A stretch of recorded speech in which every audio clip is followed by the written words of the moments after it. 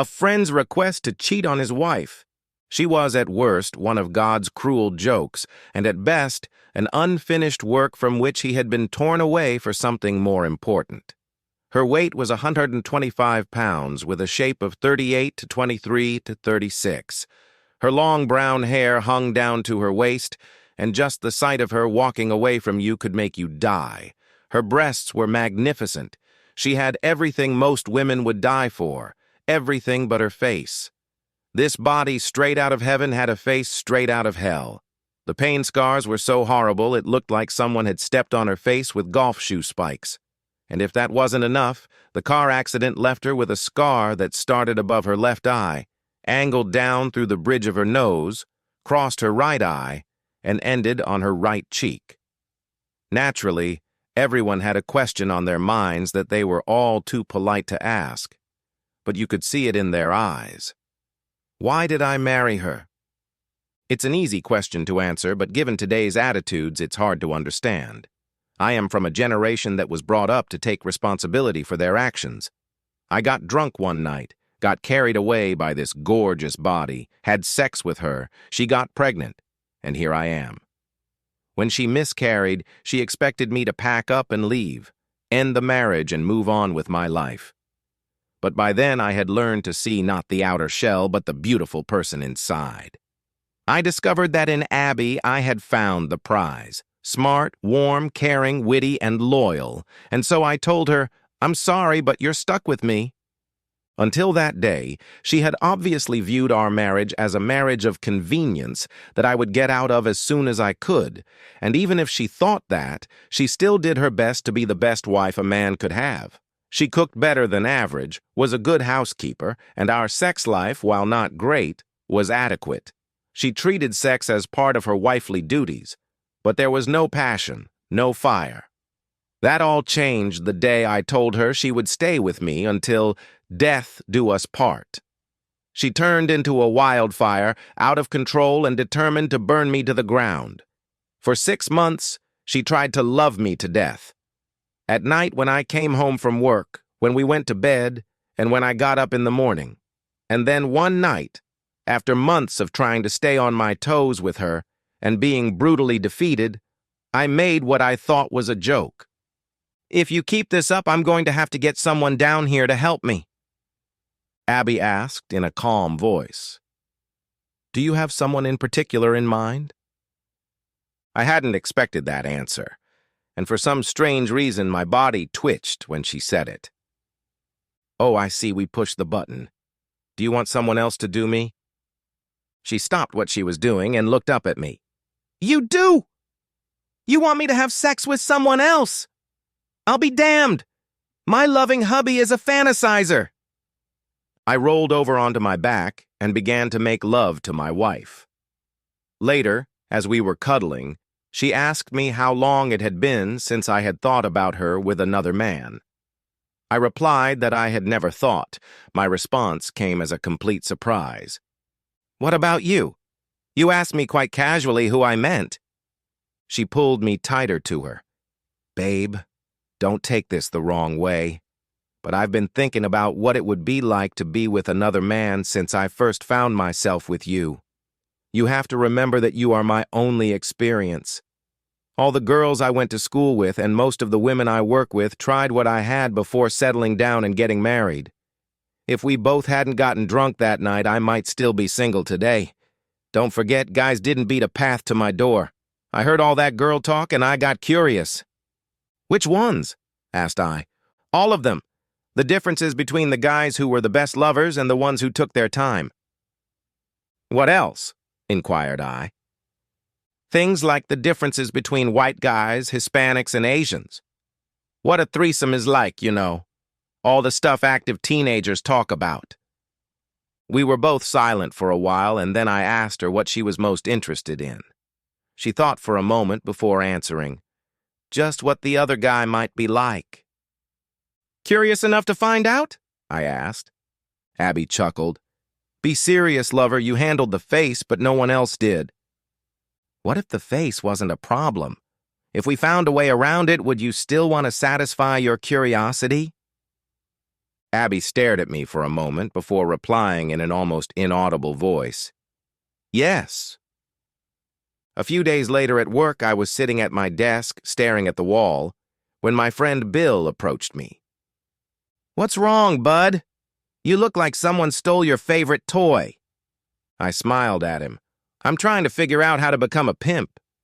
He laughed and said, that requires an explanation. So I told him the story. I have a very old and close friend who asked me to help her get even with her husband. She found out that he's sleeping with his secretary and she wants me to find someone discreet to help her get even. I saw the interest in Bill's eyes. What does she look like? He asked. Like a dream. If she didn't look so much like my sister to me, I'd take her down myself. The problem is finding someone to do it the way she wants. She doesn't want anyone to know who she is, so she plans to wear a hood or a mask. She's going to rent a motel room, give me the number, and I'll send a guy to her. Bill said, that doesn't sound too complicated. Where do I go and when? I looked at him. Are you serious? You bet I am. I'm always looking for some weirdness, and if it was good enough for you, it's good enough for me. So 2 nights later, I was sitting in the family room trying to watch TV, but thinking about what was going on in room 136 of the Best Western Motel. Bill was supposed to arrive at 7, and at 11 there was no word from Abby, so I figured everything must be going well. I glanced at the clock every now and then, but the minutes were only creeping by. At midnight, I went to bed and fell into a heavy sleep. I was awakened by the slamming of the car door, and the bedside clock read 4:13. I heard her come in, and about 5 minutes later she appeared in the bedroom. How did it go? I asked. Fine, she replied as she jumped on the bed. Oh, baby, thank you. Thank you for letting me do this. And her hand took hold of my body. We made love to her, which surprised me. I thought she would shower and clean herself up before coming home, but she didn't. We fell asleep in each other's arms, so I didn't find out until the next day. Bill arrived at 7, and she met him at the door wearing only a mask and black shoes. After some foreplay, they had sex for about 20 minutes and then rested and made small talk. Then they had sex again resting, then more sex, after which they fell asleep.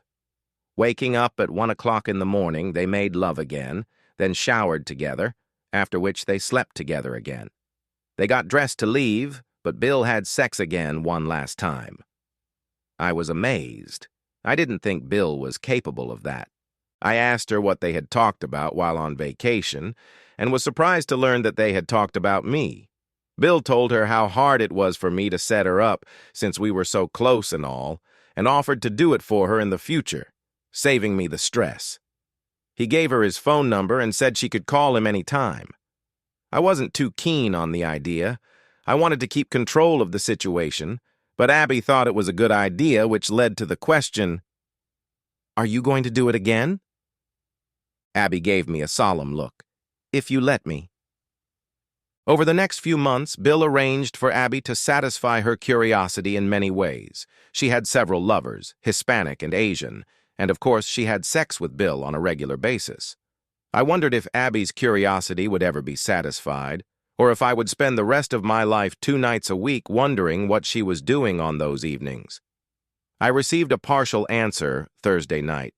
Abby was usually out on Tuesdays and Thursdays, so when I got home from work, I didn't pay much attention to the fact that she was strutting around the house in lingerie, garters, and high-heeled shoes.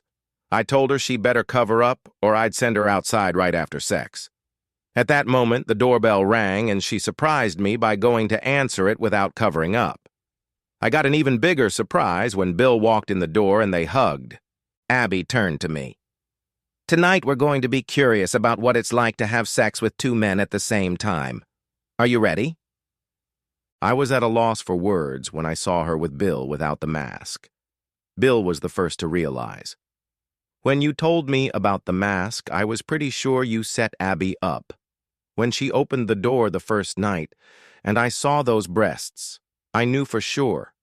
I told her to take off the mask, and I realized who she was. It was a fantastic night.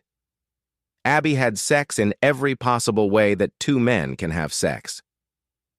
As Bill was leaving, Abby said, "We'll have to do this a couple more times to make sure I don't miss anything." And at that, Bill and I gave each other a high five. When he left, Abby turned to me and said, "You are really special. I hope you know that, and that I love you to death." I smiled warmly, hugged her, and headed for the bedroom. "I want to try something else," Abby said. "Can you arrange for me to have sex with more than one man? Say, with 5, maybe 6 guys?" "Your wish, baby," I thought. "That's my command." I had to call Bill first thing in the morning and start working on it. The end! Subscribe to my channel! Thank you!